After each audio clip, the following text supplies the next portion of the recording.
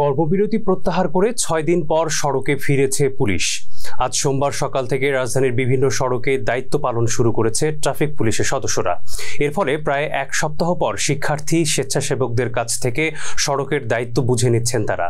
শেখ হাসিনার পদত্যাগ ও দেশত্যাগের পর উদ্ভূত পরিস্থিতিতে গত ৫ আগস্ট থেকে সড়কে ট্রাফিক পুলিশ ও পুলিশ সদস্যদের উপস্থিতি ছিল না।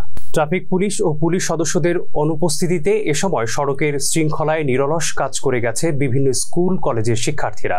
সোমবার সকাল থেকে রাজধানীর কিছু কিছু সড়কে ট্রাফিক পুলিশের উপস্থিতি দেখা গেছে।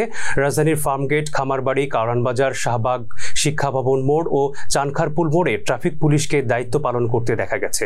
তবে ট্রাফিক পুলিশ সদস্যদের পাশাপাশি ফায়ার সার্ভিসের সদস্য ও শিক্ষার্থীদের দেখাও মিলেছে সড়কের শৃঙ্খলা রক্ষায়।